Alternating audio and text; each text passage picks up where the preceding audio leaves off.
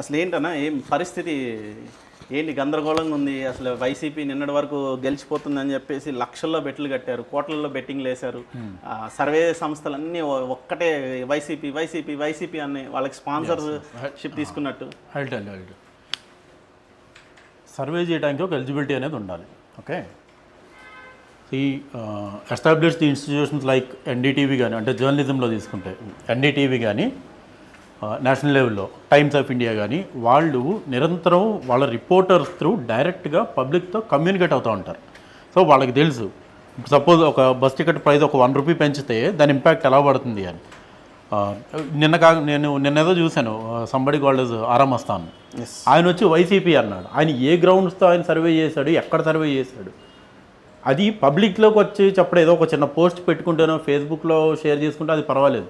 పబ్లిక్లోకి వచ్చి అతను ఒక ఎస్టాబ్లిష్డ్ సర్వేయింగ్ ఆర్గనైజేషన్ లాగా అని అంత కాన్ఫిడెంట్గా చెప్పడం, మళ్ళీ ఇది ఇండైరెక్ట్గా ఏంటంటే ఏదో బెట్టింగ్స్ పెట్టుకునే వాళ్ళకి యూజ్ అవుతుంది తప్ప కామన్ పబ్లిక్కి యూజ్ ఏమి ఉండదు.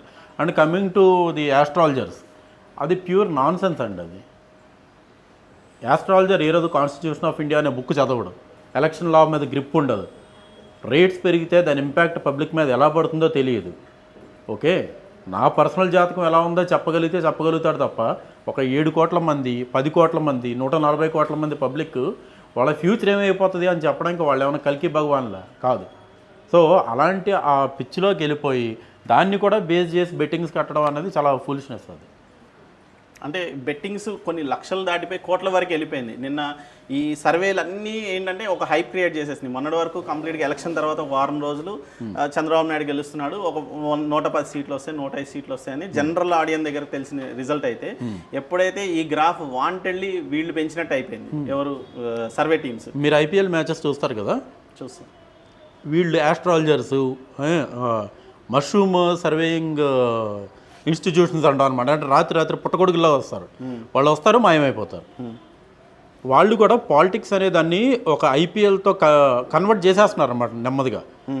మరి ఏదైతే నేను ఒక మేధావిని అని చెప్పి 150 సీట్లు 140 సీట్లు వస్తాయని చెప్పిన వ్యక్తి ఈరోజు ఏమైపోయాడు? ఒక నెంబర్ 10-20 వేరియేషన్ ఉంటే ఓకే అనుకోవచ్చు, అంటే కొన్ని జోన్స్లో యాక్యురసీ ఉంది, కొన్ని జోన్స్లో లేదు అని. మరి 150-160 అని చెప్పడానికి ఆ చెప్పే వ్యక్తికి కూడా తెలుసు నేను చెప్పేది అబద్ధం అని. దీని ఇంపాక్ట్ ఒక పర్టికులర్ సెగ్మెంట్ ఆఫ్ పీపుల్ మీద పడుతుందని తెలుసు. అయినా సరే they will come in to public.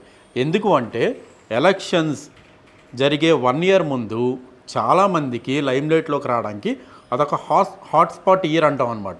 ఆ 1 yearలో ఏది మాట్లాడినా సెన్సేషన్ అవుతుంది, ఏది మాట్లాడినా అట్రాక్ట్ చేస్తుంది కామన్ ఓటర్ని. బట్ ఈసారి పబ్లిక్ మాత్రం ట్రూ పవర్ ఆఫ్ ఓట్ అనేది ఏది ఉందో అది చూపించారు. మీరు మొన్న రీసెంట్గా అయిన ఎలక్షన్స్లో మీరు ఒకసారి Vijayawada to Hyderabad national highway చూస్తుంటే అసలు బంపర్ టు బంపర్ వెళ్ళినాయి వెహికల్స్. అంత శ్రమ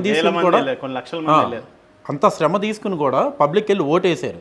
అంటే ఓటేసే వ్యక్తి ఒక్క 10 నిమిషాలు ఆలోచిస్తే 5 years ఒక చీఫ్ మినిస్టర్ జాతకం మారిపోద్ది. దీన్ని ట్రూ ఆస్ట్రాలజీ అంటాం.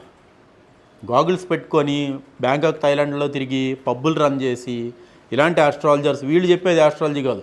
నిజమైన ఆస్ట్రాలజర్ ఎవడంటే ఓటేసేవాడు. వాడు ఒక్కసారి జాతకం చెప్పాడా చీఫ్ మినిస్టర్ కాదు, సాక్షాత్తు ప్రైమ్ మినిస్టర్ జాతకం కూడా మారిపోతుంది. అది ఈసారి ఎడ్యుకేటెడ్ పీపుల్ ఓటింగ్ చాలా పెరిగిందండి. సో అది చాలా గుడ్ సైన్. అది నెక్స్ట్ విషయానికి వస్తే పవన్ కళ్యాణ్ విషయానికి వస్తే, మీరు జనసేన పార్టీలో, జనసేన కన్నా బిఫోర్ ప్రజారాజ్యం పార్టీకి సంబంధించి 2009లో బాగా అగ్రెసివ్గా వర్క్ చేశారు. సో ఆ టైంలో చిరంజీవికి దగ్గరగా ఉన్నారు. తర్వాత చిరంజీవి పార్టీ విలీనం వరకు మీకు తెలుసు.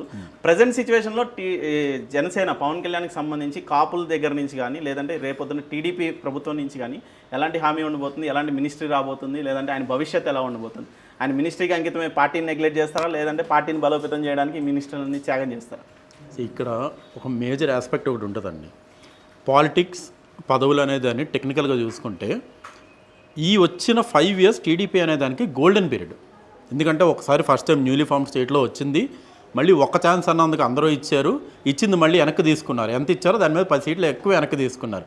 So this is called golden platform. Chandrababu Naidu గారు, వైఎస్ రిచ్చా గారు ఇక్కడ నుంచి ఏ మంత్రివర్గాన్ని ప్లాన్ చేసినా అది చాలా జాగ్రత్తగా, చాలా కాన్షియస్గా, in the interest of public. మళ్ళీ చెప్తున్నా, అంటే వైఎస్ఆర్సీపీ వాళ్ళు ఇచ్చినట్టు మినిస్ట్రీ అంటే దానికి వాల్యూ తెలియని వాళ్ళకి ఇచ్చి రచరచ చేసి అన్పార్లమెంటరీ లాంగ్వేజ్లో పబ్లిక్ని అడ్రస్ చేస్తూ మాట్లాడుతూ ప్రతిపక్షాన్ని అడ్రస్ చేస్తూ మాట్లాడుతూ అట్లా కాకుండా మినిస్ట్రీని ప్రాపర్గా ఫ్రేమ్ చేసుకోవాలండి. అక్కడ ఏమాత్రం మిస్టేక్ జరిగిందా నెక్స్ట్ 5 years తర్వాత వచ్చే ఎలక్షన్స్కి మాత్రం చాలా కష్టపడాల్సి ఉంటుంది. ఈవెన్ ఇంత మెజారిటీ వచ్చిన లాస్ట్ టైం 150+ వచ్చింది కూడా, ఈ సంవత్సరం ఎంత వచ్చింది ఇప్పుడు ఇంకా still counting going on, declarations రాలేదు. 14 seats అంత దారుణంగా పడిపోయింది. అంటే మీరు చెప్పిందే 10% కూడా పట్టుకోలేకపోయారు. ఇదే మళ్ళీ అదే ఓటరు తన కాన్షియస్ బ్రెయిన్ యూజ్ చేసి మళ్ళీ ఆస్ట్రాలజీ చెప్పాడు అనుకో, మళ్ళీ చరిత్ర మారిపోద్ది. సో ఈ 5 yearsలో మినిస్ట్రీస్ ఇచ్చి మినిస్టర్ క్యాపబులా కాదా? And coming to the point of Pavan Kalyan garu, అతను ఒక లీడర్ అండి, ట్రూలీ పాలిష్డ్ లీడర్ అంటాం చూసారా, ఆ కేటగిరీ. ఎందుకంటే కోట్లు సంపాదించిన మంత్రి కానీ ఎమ్మెల్యే కానీ ఈవెన్ ఆ కార్పొరేటర్ కూడా తన పాకెట్లోంచి పైసా తీసి పెట్టలేదు. కానీ స్టేట్ మొత్తం విట్నెస్ చేసింది ఏంటి, లాస్ట్ 5 yearsలో తనకి వచ్చిన దాంట్లో యాజ్ ఇట్ ఈజ్ గవర్నమెంట్కి ట్యాక్సెస్ కట్టేసి రెస్ట్ ఆఫ్ ది మనీని తీసుకొచ్చి పబ్లిక్ ఇంట్రెస్ట్లో ఖర్చు పెట్టేశాడు. ఈ ఎలక్షన్లో గెలుస్తాడన్న గ్యారంటీ ఉందా? లేదు. Most unguaranteed business is elections, right? అంటే ఎలక్షన్స్ బిజినెస్ అని కాదు, కానీ ఇన్వెస్ట్మెంట్ పెట్టే ఖర్చులో ఎంత రిటర్న్ వస్తుంది అన్నది ఎవరు గ్యారంటీ ఇవ్వలేరు. ఇప్పుడు వైఎస్ఆర్సీపీ కూడా దిక్కులేదు, ఓకే. కానీ ఆ పవన్ కళ్యాణ్ అనే వ్యక్తి he's a true gentlemen.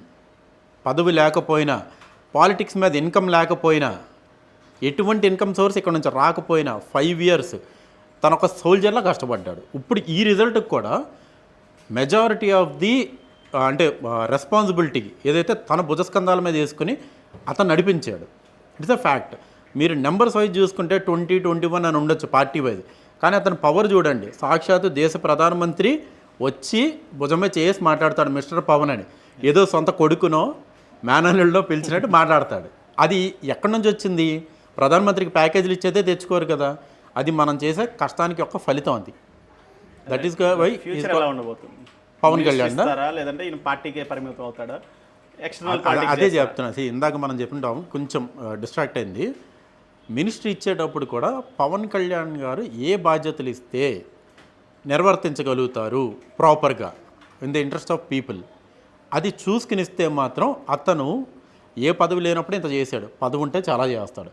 And Chandrababu Naidu గారితో సఖ్యతతో ఉంటూ విభేదించగలిగే ఏకైక మగాడు ఎవడంటే పవన్ కళ్యాణ్. బోల్డ్గా మాట్లాడతాడు ఆయన. మీ అవసరం ఉంది సార్, లేదు ఇది నేను నా పబ్లిక్ కోసం, నా ఫర్ ఎగ్జాంపుల్ పిఠాపురం నియోజకవర్గంలో నాకు ఈ డెవలప్మెంట్ కావాలి, చంద్రబాబు నాయుడు గారు చెయ్యరు అని కాదు. అంత పెద్ద రాష్ట్రాన్ని చూసుకునేటప్పుడు ఎక్కడన్నా ఒక చిన్న 1% నెగ్లిజెన్స్ కనుక ఉంటే దాన్ని ఎత్తి చూపించి అడిగి ఇంటికి వెళ్ళి కూర్చోబెట్టి చేయించుకోగలిగే కెపాసిటీ పవన్ కళ్యాణ్కి ఉంది, రైట్? ఆ మెచ్యూరిటీ వచ్చింది. ఇంక ఈ నెక్స్ట్ 5 yearsలో ఇంకా బాగుంటుంది గేమ్. అంటే అతను ఏంటంటే ఫుల్ టైం స్టూడెంట్ లాగా ఇంకా నేర్చుకుంటూ 10 years right from 2012 I think party పెట్టి 2012 or 13 నుంచి ఇప్పటి వరకు విత్ జీరో కెపాసిటీ, అంటే with zero power in politics. పబ్లిక్లో అతను దేవుడు, కానీ పొలిటికల్గా చూస్తే ఏ పదవి లేకుండా మోర్ దెన్ 12 years ఆయన ఫైట్ చేయడం అన్నది ఒక ఫ్రీడమ్ ఫైటర్ క్వాలిటీస్ అండి ఇది. అంటే ఈ ఎలక్షన్లో కంప్లీట్గా ప్రతి ఇంటి నుంచి ఒక జనసేన కార్యకర్త అయితే బయటకు వచ్చి ఓటేశారని తెలుస్తుంది.